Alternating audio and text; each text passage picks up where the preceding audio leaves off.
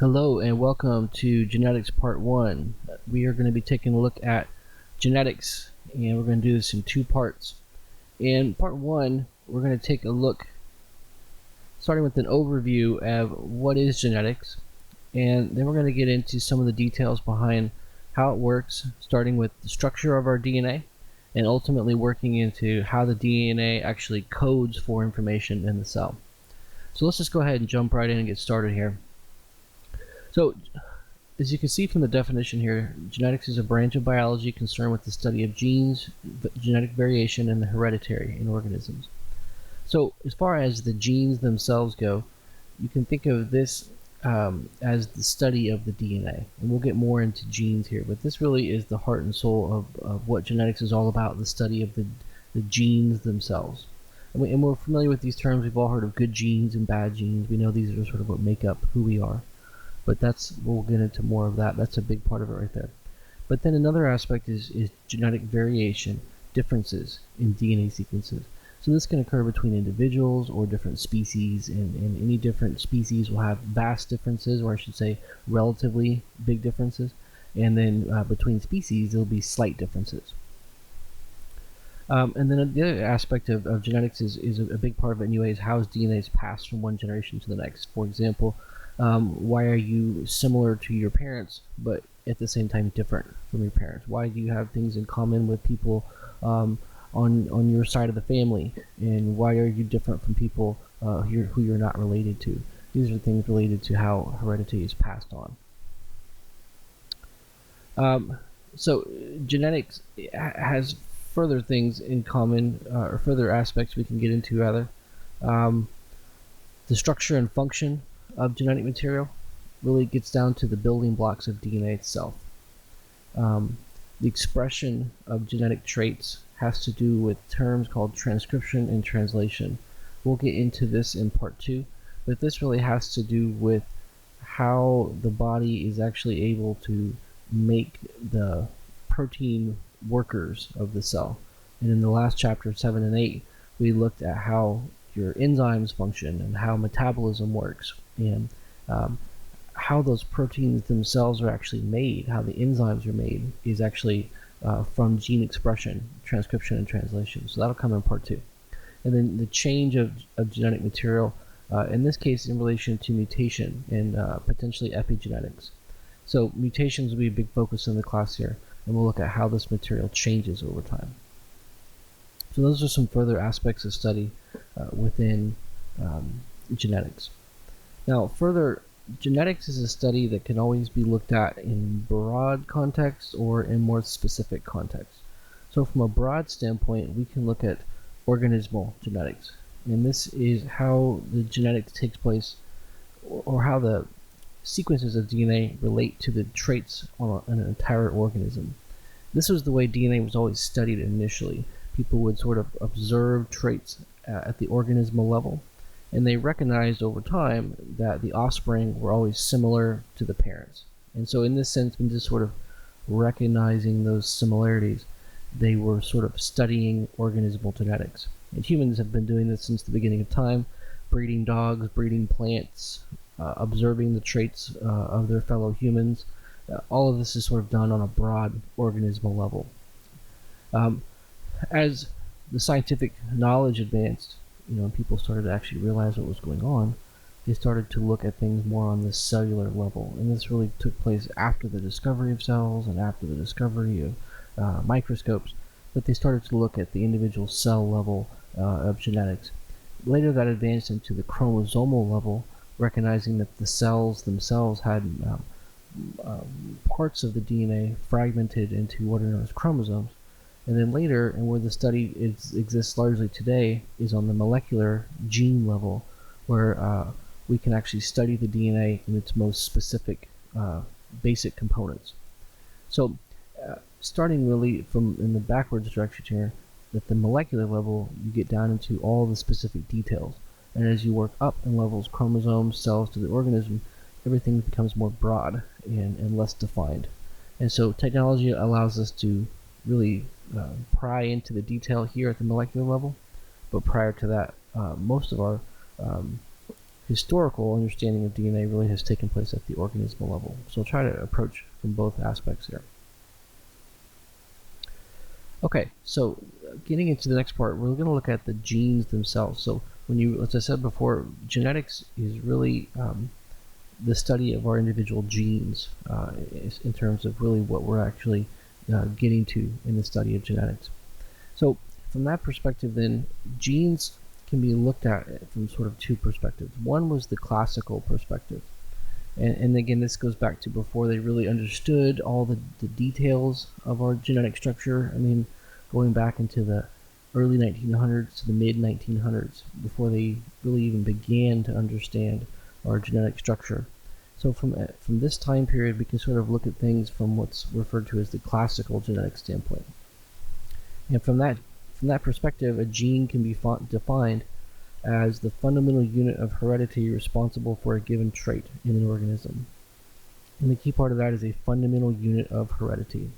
So these are sort of the most basic aspects of our DNA.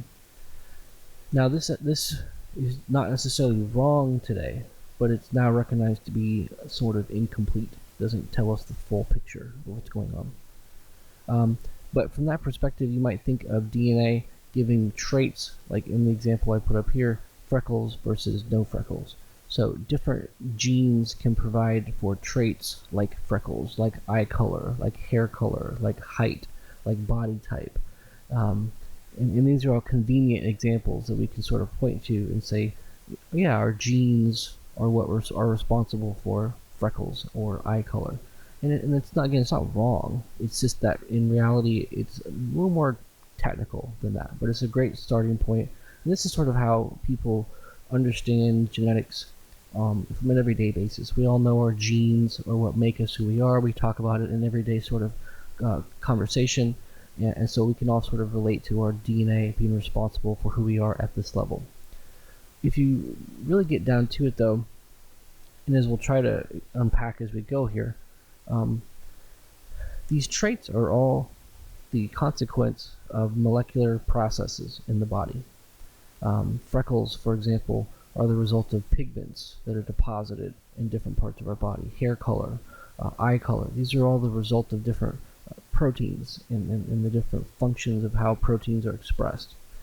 So in that sense, from a molecular biochemical perspective, a gene is a site on the chromosome that provides information for a certain cell function. And that function may be simple. The function may be to provide freckles on the face, or to provide a particular eye color, or the function may be how the body is expressed in terms of height and body type, how much fat we store on our bodies, where that fat is stored. These are all more complex things, but they are the more specific aspects that relate to our actual classical view, which are the given traits that we recognize. So from this standpoint, chromosomes carry large bundles of information, and genes are specific segments of that information that give us this information for cell functions. Now, as we'll get to further, all of this is ultimately going to come down to the role of protein and or RNA in the cell. So more generally, genes are a certain segment of DNA that actually code for the basis for how to make protein and how to make RNA in a cell. And so when we actually look at what our DNA is there to do, it's to make protein.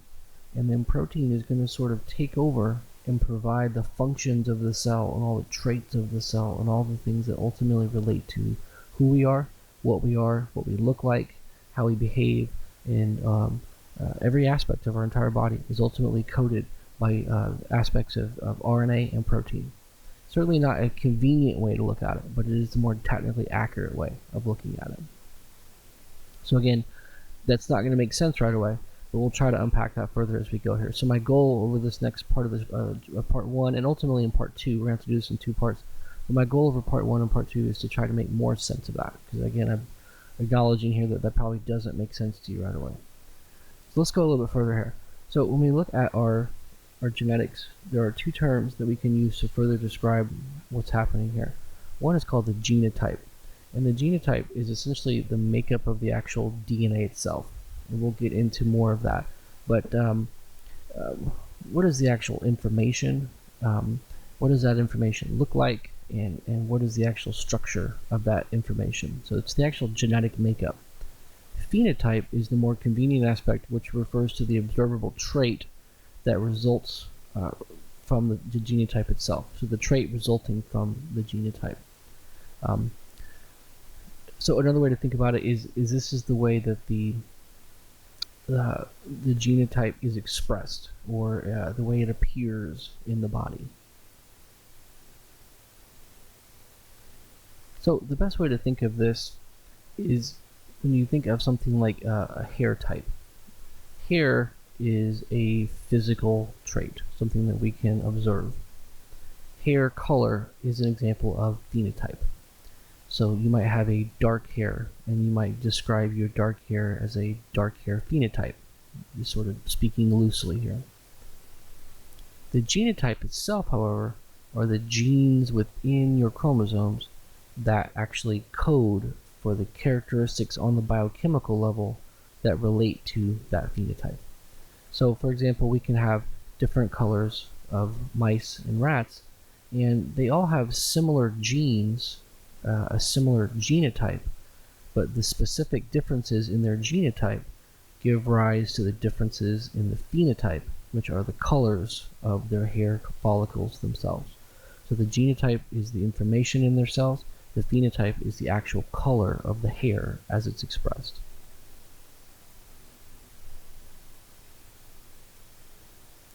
Okay, so we've said that genotype is the genetic material, the genetic makeup. Phenotype is the actual expression of that. So let's take a further look at hair color. Colors such as hair color result from what type of molecules in the body here?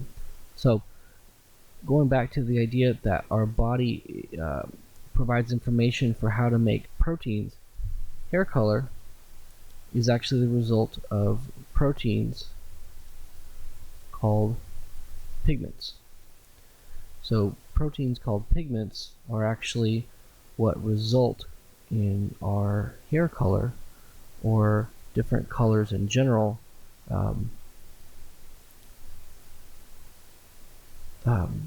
leading to our different phenotypes. So the question there is, colors such as hair color result from what types of molecules in the body? And the answer there is proteins called pigments. Pigments being a type of protein. So there are different types of pigments, and they each can provide a different color. So I've got a figure here on the next slide to show you, and then I'll answer this question here. How are some of these pigments different, such as green or blue versus the color white? So whenever we have a pigment, what a pigment is ultimately going to do is it's going to absorb certain frequencies of light and reflect other frequencies of light. So when I have a blue color, blue is the result of the pigment itself absorbing the other colors besides blue and then reflecting blue back towards our eye. So something looks blue because it actually reflects the color blue and absorbs other colors in the light spectrum. So light is made up of different wavelengths, and these wavelengths can represent different colors. The colors that are reflected are what the actual color looks like to our eye. So something is blue because it reflects blue. Something is green, like plants, because plants actually reflect green light and absorb other colors of the spectrum. So something with a color is that color because of the way it reflects different frequencies of light. And each pigment and combinations of pigments are what give rise to the variations of colors based on how they reflect light. Now white color is different because white will actually reflect all colors, or all frequencies of light rather.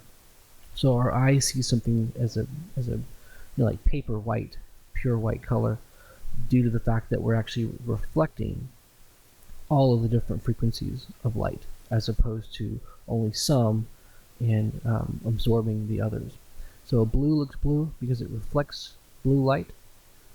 Green looks green because it reflects green light. White looks white because it actually reflects all light colors. And this actually makes sense because during the summertime, if you're out in the heat and you want to stay cool, the best color to wear is a bright white color. And the reason why bright white makes it cooler in the summer is because it actually reflects all of that light, and that actually keeps you physically cooler. Dark black colors actually absorb all physical wavelengths of light, and they actually take on more heat energy. So black is actually the opposite of white in the sense that it absorbs more light, whereas white reflects more light.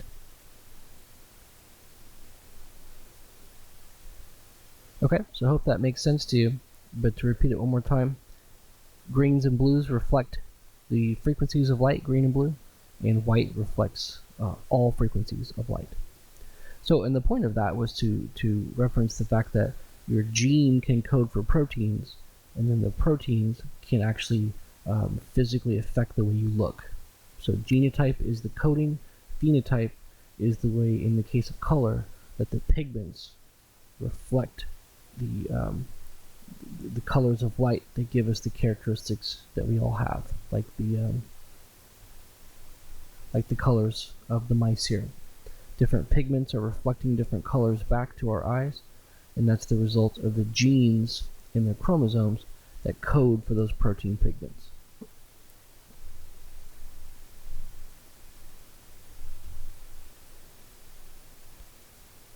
Okay, so next part here, we're going to get into the types of genes. So there are two broad types of genes that occur within all organisms. And one are those that we've been referencing here, the protein coding genes.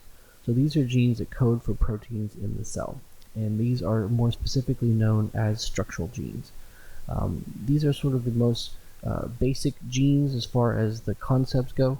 One gene ideally codes for one type of protein. So you have genes that code for the pigments, and you have genes that code for body type, genes that code for nerve cells, and all of these are the result of different proteins that make up those different traits. Other genes are referred to as regulatory genes. These are more complex genes, but regulatory genes are often called the boss genes. Regulatory genes control the function of protein coding genes. So for example, they tell the cell when to produce a protein. So we can produce a protein coding gene, but a regulatory gene would say when to produce that.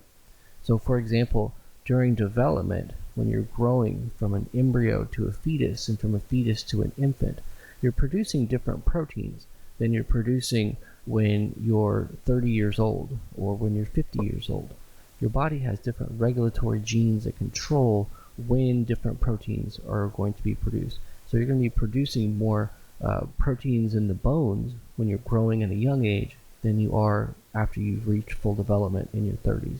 Regulatory genes will tell the cells when to produce those proteins and when not to produce those proteins. They'll also tell them how much to produce. One of the things that leads to a difference in body type is differences in regulatory genes that say how much to produce. So someone who is physically bigger will have bigger bones. Their bone structure is a result of regulatory genes telling the body how big to make those genes, how much protein goes into those bones, or how much muscle goes into the muscle cells themselves. So the protein genes can actually be those that make up the muscle or the bone. Regulatory genes, though, can ultimately make the difference as to how big, how much of that protein we get, and that has a big impact on how large the overall body mass of an individual can be. Also, the difference between different cells in the body, liver cells versus heart cells versus lung cells versus brain cells. Each of these will produce different types of proteins. And so other regulatory types of genes can make the difference between which cells produce which proteins, and then further when and how much they produce them. So one of the ways that we get different types of cells is by controlling what kinds of proteins are produced in those cells.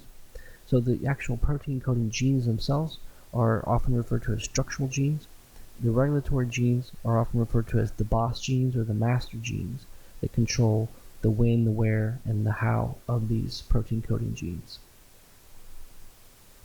So here's an example that maybe you can relate to. A lot of you may even have a Labrador retriever, but you can actually see sort of a real life example here. So Labrador retrievers typically come in three coat colors. You got the yellow, the brown, and the black labs. The color of each different type of lab is actually the result of two different genes in their DNA. And these genes are, one, a protein coding gene that actually codes for the pigment of the lab, and another for deposition, which is more of a regulatory gene. So you have one gene that codes for the protein itself, and another gene that actually codes for how the protein is deposited in the hair follicle. So you have to actually make the protein, and then you have to have another transporter to actually deposit that protein into the hair follicle. And so what you can end up with are different combinations of both the pigment genes themselves and the deposition genes, shown with the letters B and E here. Now, we're not trying to get into dominant and recessive and Punnett squares. This is a Punnett square, and the capital and the lowercase represent dominant and recessive genes. And I'm not trying to take our lecture into that area here, but this is an interesting side example here. What they're showing is that different combinations of dominant and recessive deposition and pigment genes are what ultimately lead to different colors in the Labrador coats. And also, someone explains the frequency of which you see different colors. So black labs tend to be more common than yellow labs, although that definitely depends on the parents and the breeding of the parents. So that's not to say that you wouldn't see one or the other more commonly, but if you look at just sort of a predictable on paper genetic makeup, black labs would, based upon the genetics themselves, be more likely. So with black coats, what you end up with are traits that result from both dominant pigment genes and dominant deposition genes. So in other words, you have strong functioning pigments and strong functioning genes that deposit those pigments. Brown coat is the result from dominant deposition genes but recessive pigment genes. So in other words, you're depositing the pigments, but the pigments themselves aren't as dark as they would be otherwise. So the proteins fold a little bit differently, and that causes the actual light that they reflect to be a less intense color, so brown versus black. But they're still depositing those pigments, and so it changes the way the coat looks. Yellow coat results from anytime you have a recessive deposition gene. So in this case, it actually doesn't matter what the pigment gene is. In this case, it simply results from a lack of deposition. So the pigment never gets deposited or transported into the hair follicle, and as a result, the color never makes it to the actual coat itself. So color in this example is a protein gene, but deposition is an example of a regulatory gene. And so the combination of those two actually give rise to the different traits that we see in these Labrador retrievers. So next, I want to try to relate this back to something we talked about in chapter 7 and 8, and something I talked about in chapter 6. What is the central dogma of biology? So the central dogma of biology can be described as DNA to RNA to protein. And the idea is that ultimately DNA in our cell is there to guide the formation of proteins. And it does this in a series of steps, converting DNA from a DNA form to an RNA intermediate, ultimately to protein. Now we'll talk more about RNA towards the end of this chapter 1, part 1, and then we'll also talk about it later in part 2. But right now I want to focus on the end result here, which is the protein itself. And I just want to relate this back real quickly to what we were talking about there a few seconds ago with proteins, protein coding genes. So ultimately, DNA is there to make protein, and what we can say about protein is protein does a lot of the quote-unquote work of the cell, and protein can make up many of the structures of the cell. Protein can also be described as the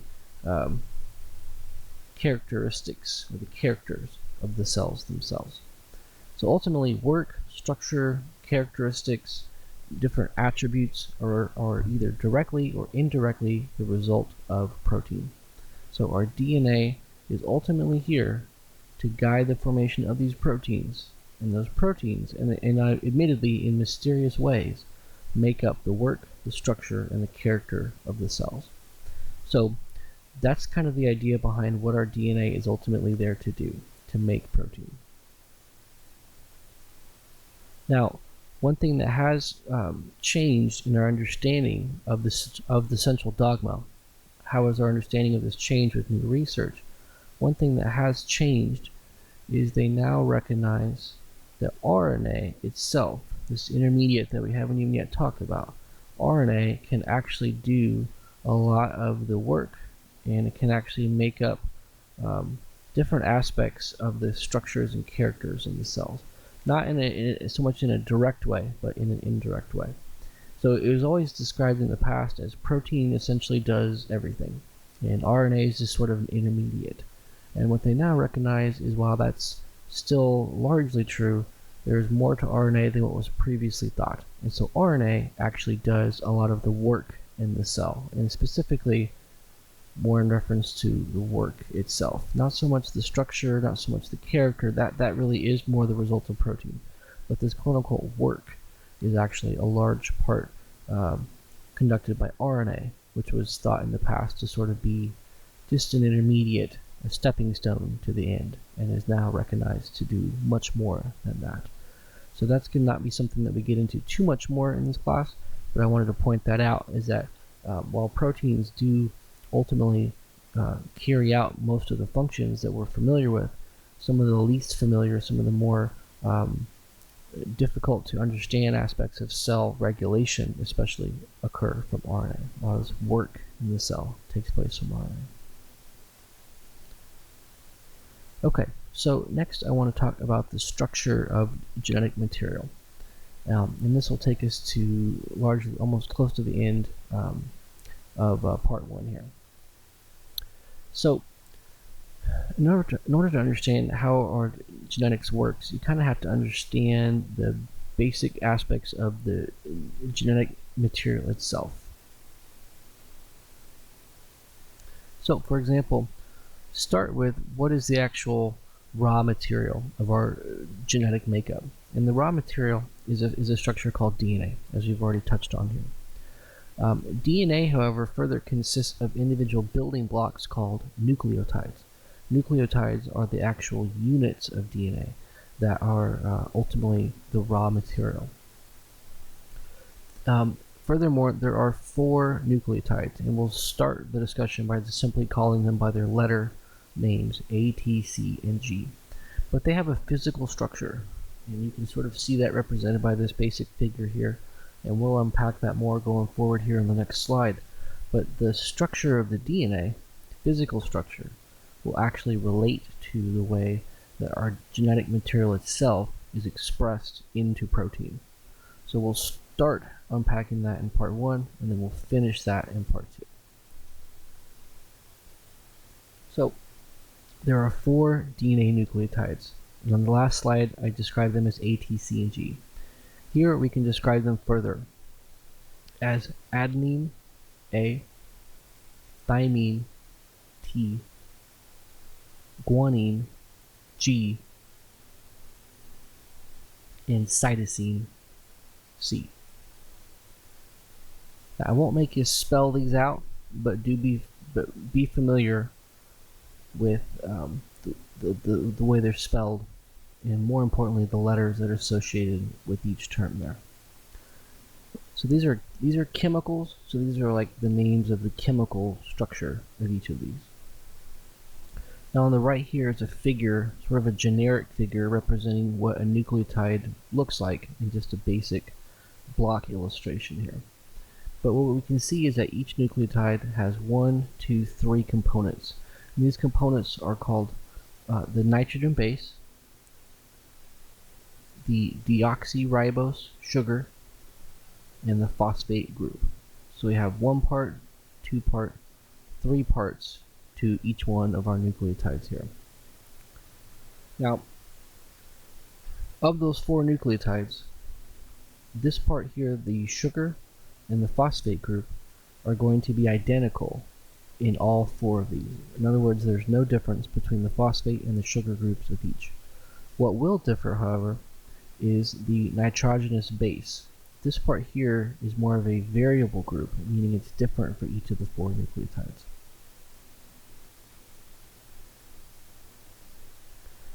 So in this next figure here, you can see sort of that same block illustration style, and we can see that the adenines, the thymines, the cytosines, and the guanines each have a different structural configuration here in this nitrogenous base region. Now they're not dramatically different, but they are all just a little bit different. And so you can see that some of these have 2 sort of blocks, some of these have 1, and the exact nature of each block is a little bit different. NH2 here, oxygen here, CH3 over here, HO over here. Now we're not trying to get, for this class, tied up in all the chemical differences, but just pointing out that there are differences here. So we have a common component to each nucleotide down here in the sugar and the phosphate group, and the variation or variable group up here in the nitrogenous base. And that is going to be significant. So I want to point that out before we go forward. Those differences do matter. They're not arbitrary. They are going to make a difference. When we start to look at the structure further, we'll see that those differences actually play out in our understanding of how the structure of the DNA actually works, and then ultimately how that structure relates to the production of protein, as well as how the DNA itself is able to replicate in the cell.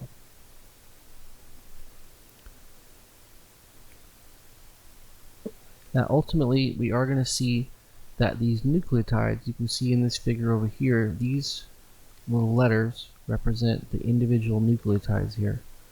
We will see, and we'll dissect this further, we will see that each of these nucleotides will actually form 2 different structures that will chain together to make the overall 3-dimensional structure of DNA called the DNA double helix. And I'm sure that many of you are familiar with this term. Many of you have seen the DNA double helix in various forms, and this is ultimately how the DNA begins that 3-dimensional structure. So we take those nucleotides, we link them together in these various ways, and they will ultimately form the DNA double helix, which we are all at least somewhat vaguely familiar with. Sort of like how you could study individual bricks and individual mortar, and then step back and see how bricks and mortar form a brick wall. Individual nucleotides are like bricks, and as we'll see, the mortar are like chemical bonds that hold these together.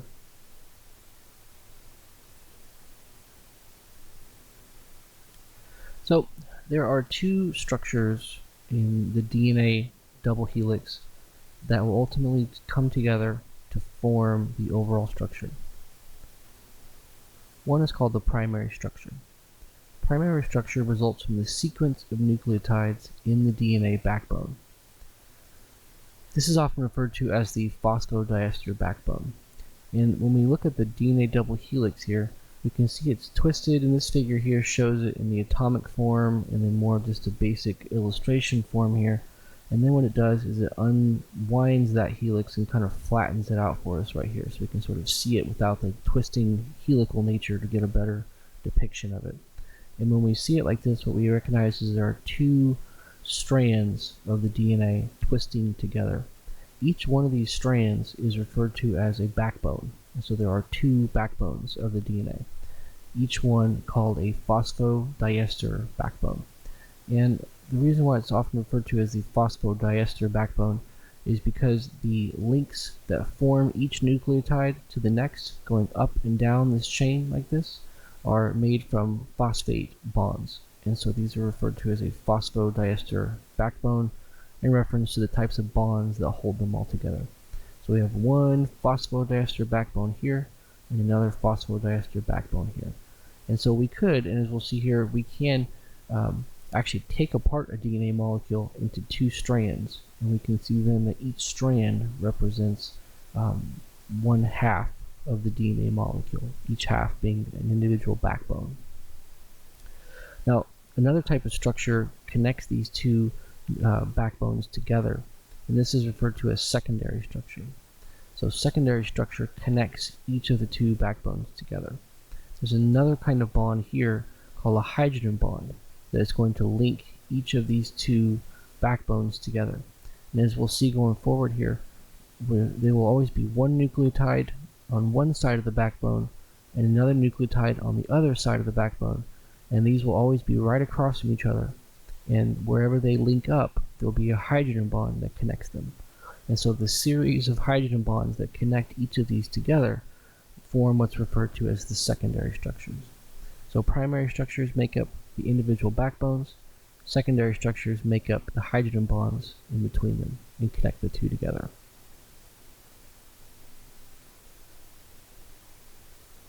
So here we can see a little bit further about the chemical bonds.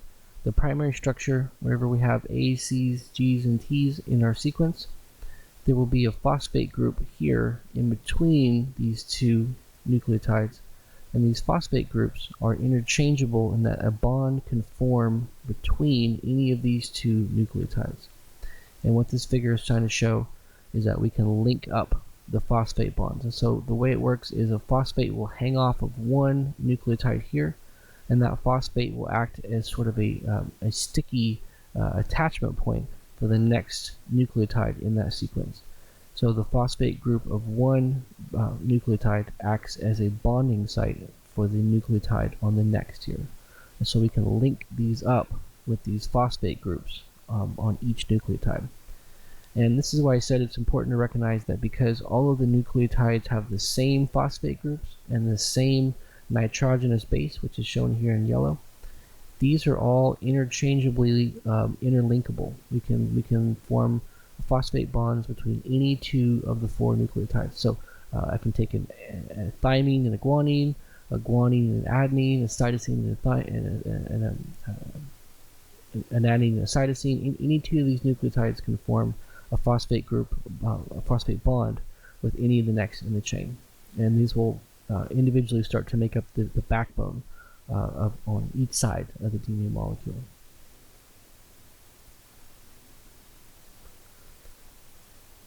So here's another figure showing that phosphate group.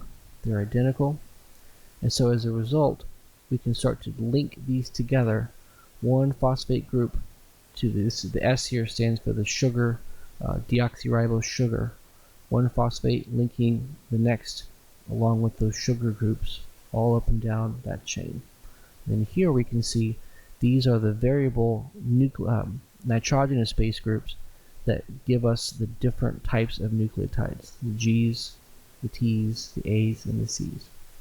So because we have common components, they become universally interlinkable, but because we have different nitrogenous bases, what we'll see next is that this allows for variation in the DNA backbone. It's not just the same exact molecules, we can link them together in the same way, but what we actually end up with is a different sequence of nucleotides depending on what types of letters we link together in the chain. So for example, in one combination, I could link together ATT, GCC, AGT. And then in the next possibility, I can link TGG, AA, CCGA. And in the next, CCC, AGG, TTA. The idea is that any combination of nucleotides is possible. And I leave the ... here because I want to point out that these often go on for thousands, if not actually hundreds of thousands of letters, not just a couple handfuls here. But obviously we want to keep it somewhat simple. Now, as we'll get into later, the genetic sequence here, the letter combinations, is ultimately what is going to provide the basis for how to code for proteins. Okay? So the protein coding itself, we said earlier, DNA is there to make proteins. How do we do that? Well, the fundamental understanding of that begins with the recognition that these nucleotides carry information.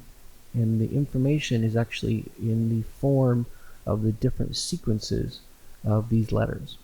So it's not obvious at this point, but these are different forms of information, like a language spelled out in different letters here. And the combinations of those letters are ultimately going to tell the cell how to make different kind of proteins. So that's going to start with enzymes in the cell that are actually going to read the DNA, almost like you would read letters and words on a page. Really, one of the most fascinating, amazing parts of life, in my opinion, is how these enzymes are able to do that. And all we can really do is point out the fact that they do it without being able to really fully understand how in a class like this, certainly. But we can certainly say that the enzymes in the cell actually read the DNA, almost like reading words on a page. So in that sense, the nucleotides in the DNA can actually be thought of as like letters in a sentence. And just like letters in our language spell out information, the nucleotides of DNA actually spell out information in the cell. But this information is telling the cell how to make proteins. So when we see a great big long sequence of nucleotides like this, what is actually being seen by enzymes in our cells are a sequence of letters, which is, this is how you make proteins. So these letters actually spell out information. But instead of just a generic make protein, it's going to say how to make a specific type of protein, how to make different types of proteins. And if you recall from some of the earlier lectures I gave, human cells make about 20,000 proteins, give or take, 19 to 20,000 proteins. And so we have in our genetic makeup at least 19,000 different sequences that tell our body how to make at least 19,000 different proteins. So those sequences can be read like a different language that ultimately is spelled out how to make protein. Now we still haven't said exactly how that works. We're still sort of speaking in vague terms, but we're trying to sort of unpack this concept little bit by little bit by little bit. So ultimately we're going to come back to this in part 2, but to go a little bit further here and then to let it go, different genes in our DNA ultimately act as a template strand for how to convert that information into a protein sequence. If you recall from chapters 7 and 8, proteins are actually made up of individual amino acids. And these represent here different examples of the 20 amino acids. So within these sequences of our DNA are little segments that actually tell the cell how to make a protein one amino acid at a time. So those amino acids are linked together based upon the information in our DNA. And that linking of amino acids together is actually going to form the primary protein sequence. And if you remember from chapter 7 and 8, I described it sort of as a long connected chain of nucleotides that starts out as like a string, a long thread of DNA, a long thread of amino acids. So the information for how to make this thread, the exact combination of amino acids, is what's actually spelled out in the DNA itself here. Now, once that thread of amino acids is formed, it will actually fold into the three-dimensional shape, which will determine the protein function. So early on, we won't have functionality from the protein, but we will have the basis for which that protein will ultimately fold and how that protein will later carry out its function. So to understand that part of it there, you have to make sure you understood what I talked about in chapters 7 and 8, which was in the previous section here on metabolism and growth. So that part I put first to hopefully allow you to make sense of what I'm saying now, which is getting connected to the DNA here. And we're going to, again, unpack more of that.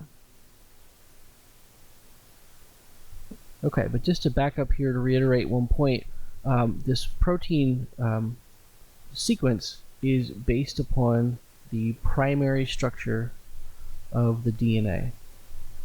So the primary structure results in the backbone of the DNA, and the backbone is what carries the information for how to make proteins. Now, cells can carry information on one side of the backbone or the other, but there's always one side of the DNA backbone that carries that information. A more complex aspect is which side of the DNA, and can it actually change sides? And the answer is yes, it can flip sides, and different sides of the information can code for different things at different times. But for simplicity, we'll just say one side of the DNA is the actual coding side, and that information then is made up in the primary protein structure. So the backbone carries the sequence of nucleotides, and the sequence of nucleotides spells out how to make protein. Just like letters on a page, those letters can be put together to provide information. Information is how to make a primary protein sequence which folds to make a functional protein. Now, the other part of the DNA structure are the secondary structures, and these are the hydrogen bonds that occur across the DNA molecule.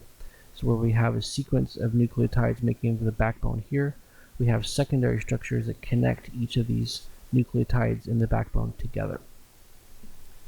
This is the result of hydrogen bonds between these complementary nucleotides. So you can see these little dashes here represent hydrogen bonds between these two different sets of nucleotides. Now, one of the interesting things about hydrogen bonds is that hydrogen bonds only form between matching nucleotide pairs which occur across from one another on the DNA molecule. And this results from the differences in the nitrogenous bases that occur with each of the four nucleotides. So along this blue line here, this is where the this is where the sugar and the phosphate groups form the backbone. As I said earlier, they are interchangeable. They're all the same, so any of them can form bonds up and down the backbone. But here in the middle, we have the four distinct nitrogenous bases, and these are what make up the distinct nucleotides, the A's, the T's, the C's, and the G's. And it turns out that because each one is distinct, they actually only fit together in certain ways, kind of like puzzle pieces. So on one side of the DNA, anywhere we have an A, that A will only form a hydrogen bond with a complementary matching nucleotide on the other side, which as it turns out is T. So A and T are matching, or are said to be complementary, and these are the only two that can form successful hydrogen bonds across from the DNA molecule. So secondary structures result from the hydrogen bonding across the molecule, and these molecules, these types of bonds rather, are not generic. They are highly specific, and they are said to be complementary or require matching across the molecule. Okay, so what we're saying is there are complementary base pairing rules. These complementary base pairing rules occur in the secondary structures across of the backbone of each DNA molecule. So what are those complementary base pairing rules? Anywhere we have an adenine or an A on one side of the DNA molecule, the complementary base pair on the other side will always be T. So A and T are said to be complementary or matching.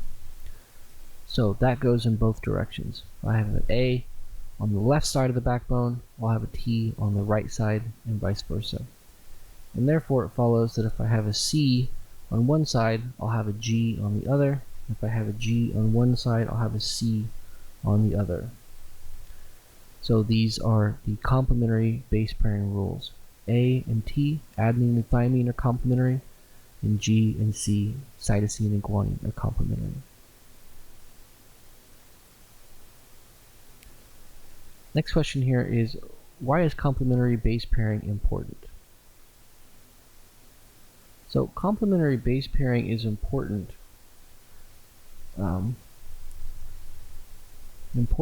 for DNA replication, and this allows for accurate duplication of the DNA molecule.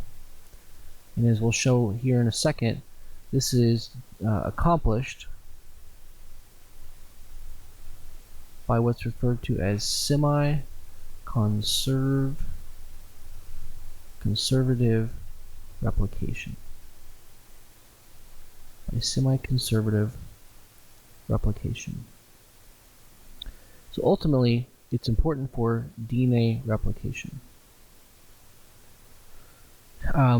Important sort of implies that it's done correctly, And whenever we want to duplicate something, in the case of a cell duplicating its DNA, we want to do that accurately. So important is also in reference to accurate. We don't want to just make messy, sloppy copies, we want to make accurate copies. And more specifically, which we'll get into next, this is accomplished through a particular type of process called semi-conservative replication. And we'll unpack that term next here.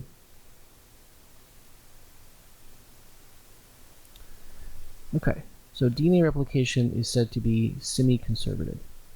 What this means is that during cell division, what's called a parent cell will divide to make two daughter cells. So all cells do this. All cells at some point in their life cycle can be referred to as a parent cell. And a parent cell is essentially a mature cell that is getting ready to undergo division, in which the cell splits to make copies of itself. Some cells do this all the time, like your skin cells. They're constantly dividing to make new cells. This is how bacteria divide and replicate to make new cells. So all cells do this. It is more complicated than that. Not all cells do it frequently, but without getting into all of that, it is accurate to say all cells do it at some point. Some cells do it more than others.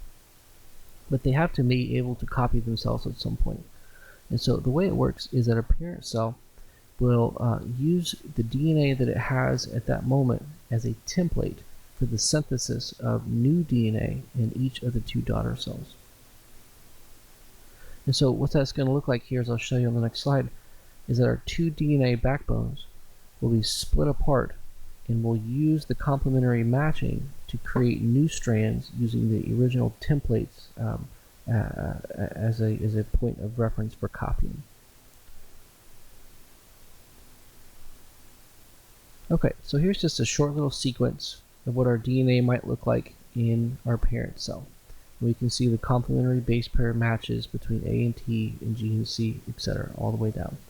And the idea is that on this side we can have any number of combinations, but on the other side, in our secondary structure, we have to have that complementary matching pair here. Now, when the cell is getting ready to divide, one of the things that's going to happen is that the cell is going to split the DNA molecule down the middle, and we're going to separate each of the two strands from each other by breaking these hydrogen bonds. So the hydrogen bonds can essentially be broken one at a time, and as a result, the DNA molecule is said to be unzipped, opened up. And this forms the basis for which the DNA of the daughter cells begins to be synthesized. Now, once that DNA is split open, what will happen is the complementary base pairing rules will be used to make a duplicate of the original template strand. So because we have a certain set of complementary rules, the newly synthesized strands of our daughter DNA will accurately be replicated. So the cell is simply going to take the sequence of nucleotides in the template strand here shown in black and copy that over with the matching base pair rules. And the same is going to be done on the other side. When we're done, we'll have two new sets of DNA, each for one of the two daughter cells, and they'll be identical to the parent cell based upon the complementary base pairing rules. So this allows for the cell a nice kind of convenient way to take the original parent DNA and create a new copy of each for each of the two daughter cells.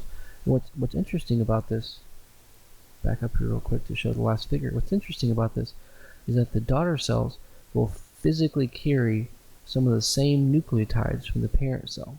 So it's not just a theoretical copy, like you make a copy and a print on a copy machine, copy the information. We are copying the information, but we're actually physically copying some of the same nucleotide information. So some of the nucleotides themselves are actually passed down to the daughter cells, and then the other half of the DNA strand is newly synthesized. So that's where the term semi-conservative comes from. We're partially semi-conserving the original information, these black strands here, and then newly synthesizing the other half to make two complete DNA molecules, half the DNA from their parent cell, the other half newly synthesized. So that's where the term semi-conservative DNA replication comes from, and this is why complementary base pairing is important. to allow this to happen.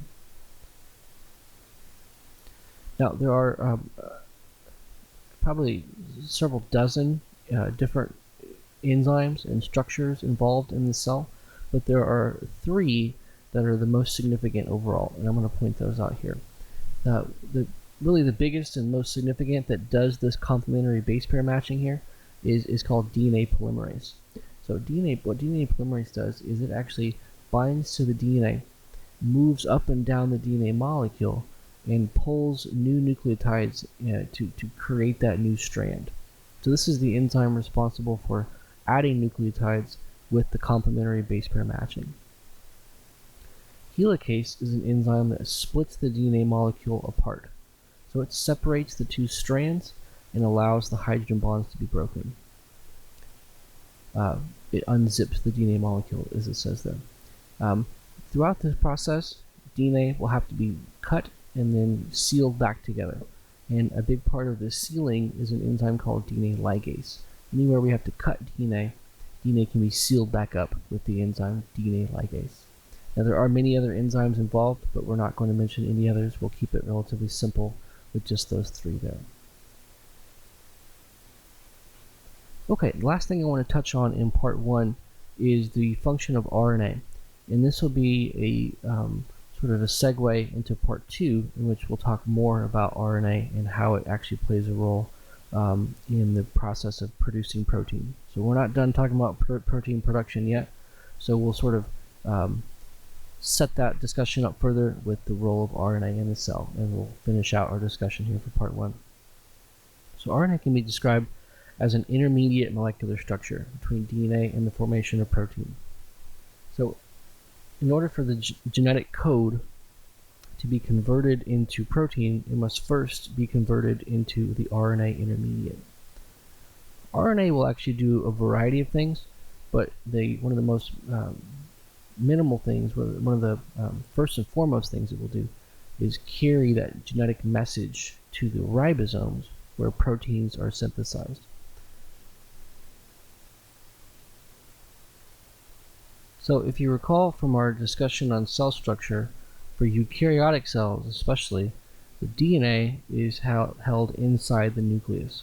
So this is where the genetic information, the DNA, is coded for.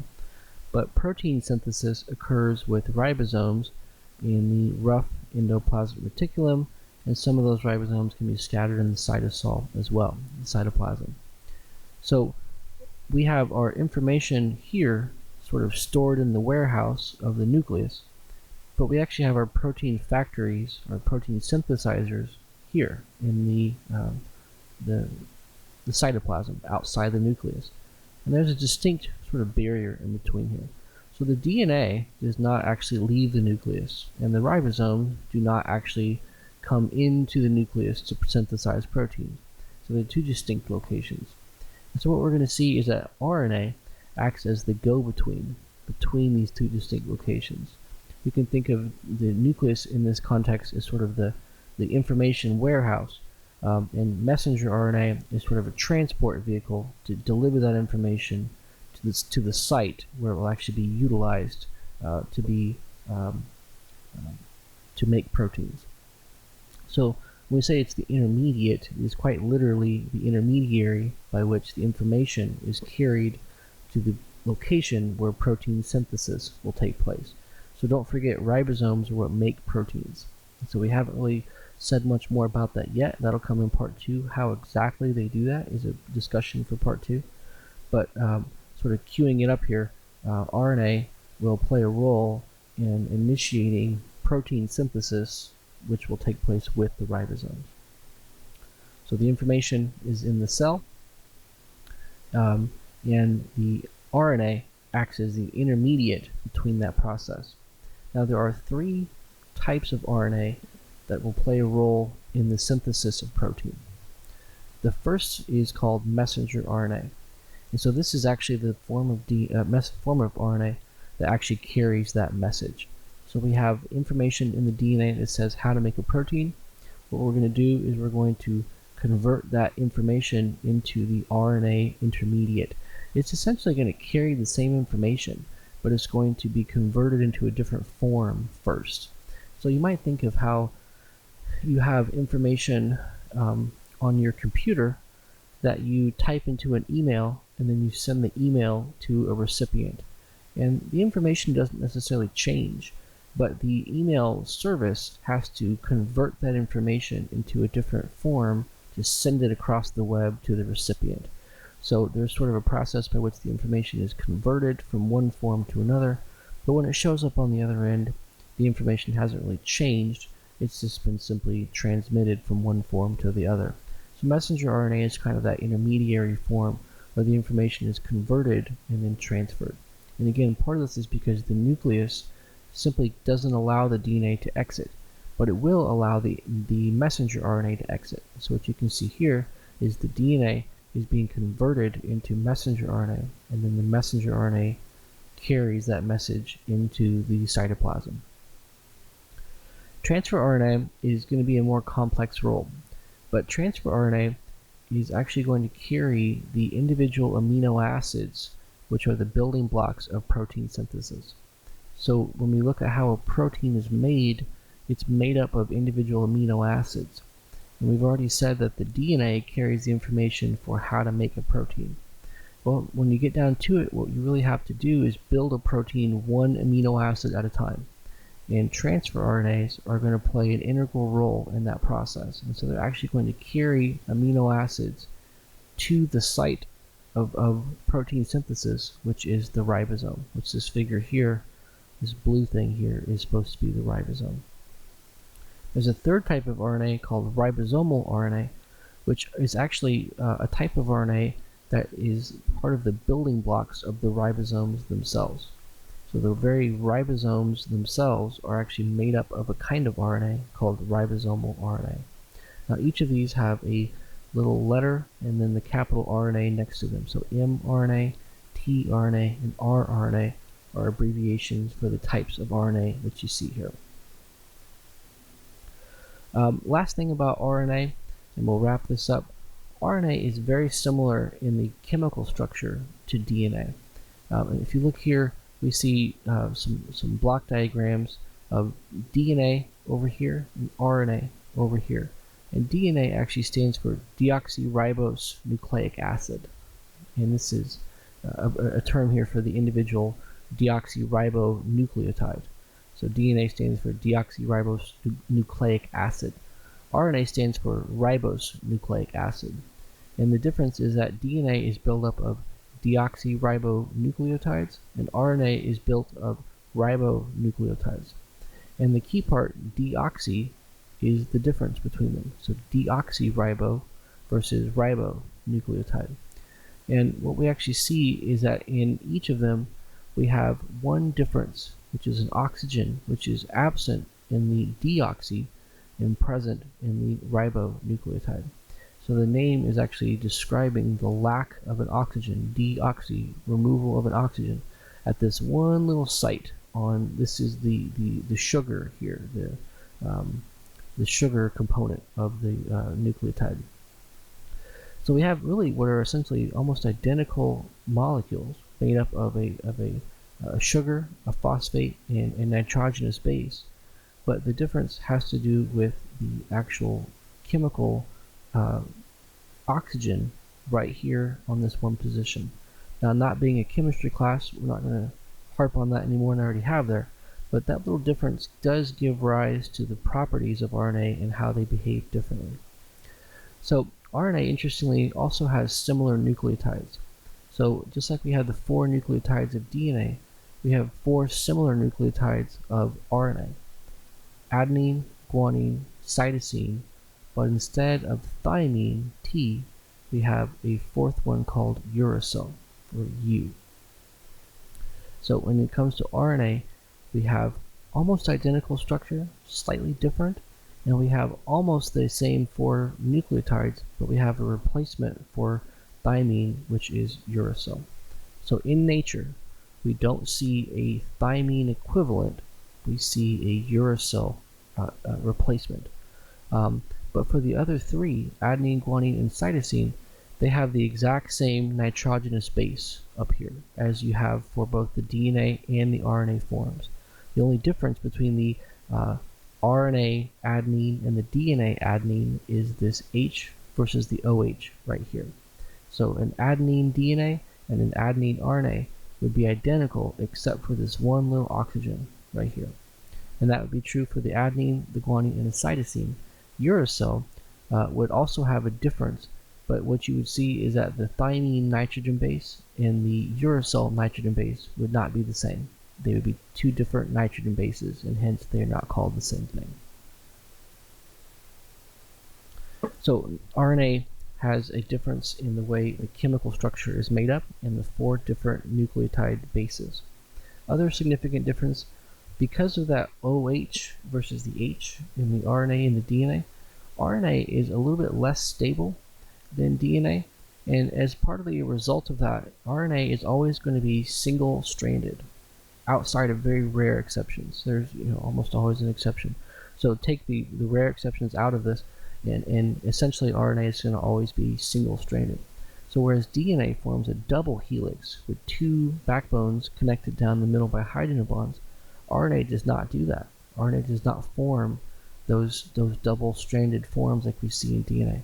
Instead, it is going to stay as a single-stranded form, which helps it act as an intermediate, as I mentioned earlier.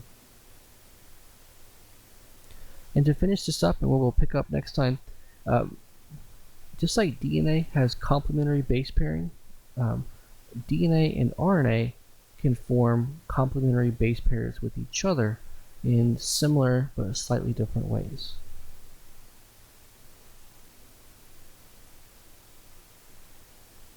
So what are these complementary base pairing rules? Let's take a look here. So if we're starting with DNA on one side of here, so if we have a DNA molecule that we're starting with, what we'll see is that DNA can pair up with RNA. So if we have DNA on one side, on the other side, let's start with the bottom here actually.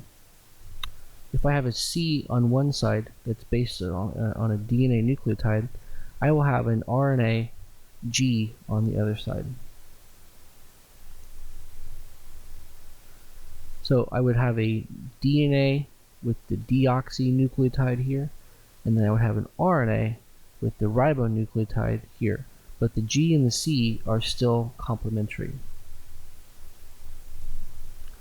T would also be complementary with A, since we have the A adenine RNA nucleotide.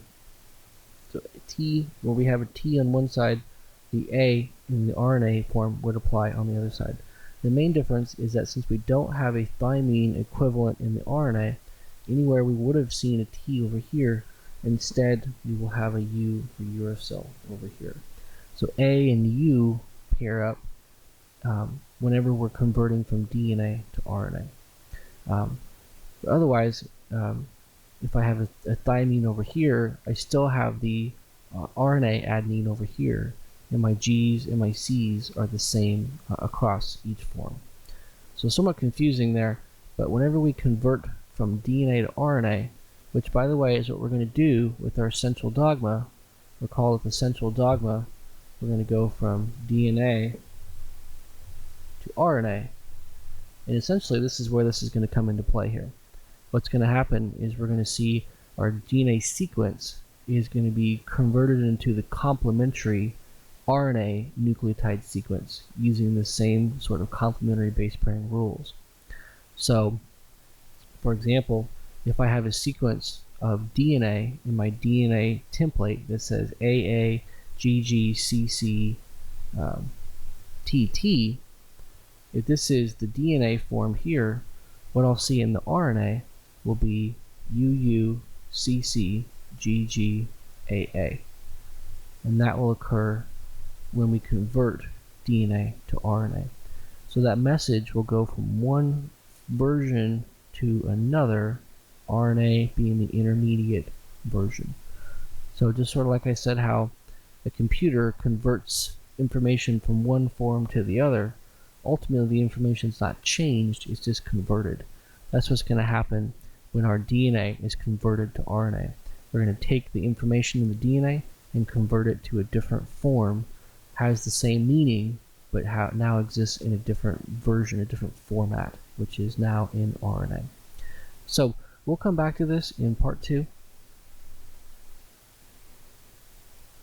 Last thing I did want to show, just a quick little figure here showing how this would look where the DNA is converted into RNA. DNA is used as a template.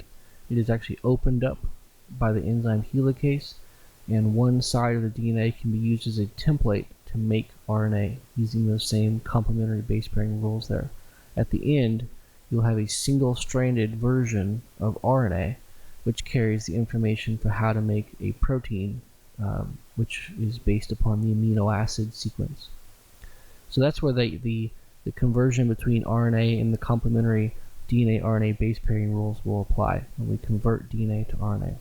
So we'll pick up on that as our starting point in part 2, and in part 2 we'll take a look in more detail how the cell exactly converts DNA into protein, and then later in that section we'll take a look at how mutations can affect protein and how those ultimately can even drive the process of evolution over time. So we'll take a look at part 2 next time. You guys have a great day.